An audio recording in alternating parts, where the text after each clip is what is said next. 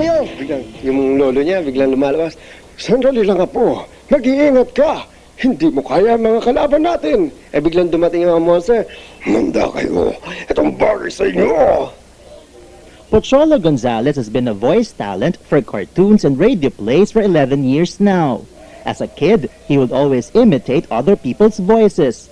Little did he know that his penchant for vocal mimicry would later lead him to his present career. Pocholo now has his own company, Creative Voices.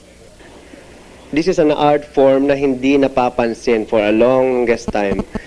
Panahon pa na mga, anong tawag dito, yung mga Greek, ginagawa na yung voice over. Di ba sa teatro may nagbo-voice over. Hanggang sa dumating ang radyo, mga radio drama. Nakakalungkot lang, hindi sila nakilala. At ngayon, yun ang ginagawa ng company ko. With the popularity of foreign cartoons, particularly anime, a number of local voice talents are finding themselves swamped with offers to dub these programs into Tagalog.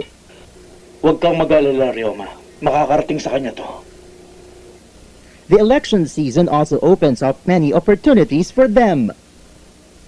Tuluyan na ngang binasura ng Commission on Election ang Certificate of Candidacy ng party list para sa mga miyembro ng third sex o mga bading.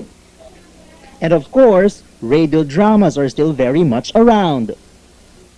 Kasama natin ngayon ang isang lalaki sa unang pagkakataon magpapapako sa krus. Anong pangalan mo? Manny po, Manny Paco po. Kung wala talaga sa puso mo yung ginagawa mo and you're just thinking na trabaho lang to, maging bread and butter mo, kalimutan mo na yun. Para yung artist di ba? Kahit hindi bumenta yung painting niya, magpe-paint pa rin yan. Kasi yun ang kanyang expression ng kanyang art. The work of these voice talents would seem easy, but as one aspirant has experienced, that may not necessarily be true, although it really is a lot of fun.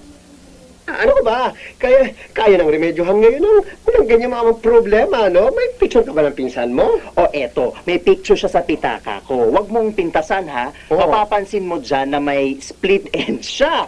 May eye bags, warts at wrinkles. Pero talented yan. Tsaka sabi mo nga, mararemedyohan naman ngayon yan. Ito ba ang pinsan mo? Akala ko makeover. Overhaul pa lang kailangan dyan. Ang kulit mo eh. Okay. Galing. Thank you, thank you. Mr. Fu, I Watch News. So that's what Mr. Fu looks like. Yeah. I've never actually seen him. That's cool. I mean, who knew he was a voice actor too? True. I always wanted, just before I leave this earth, Okay. I'd like to be the voice of a cartoon character. What cartoon character would that be? Anyone in particular? Something An fun. animal?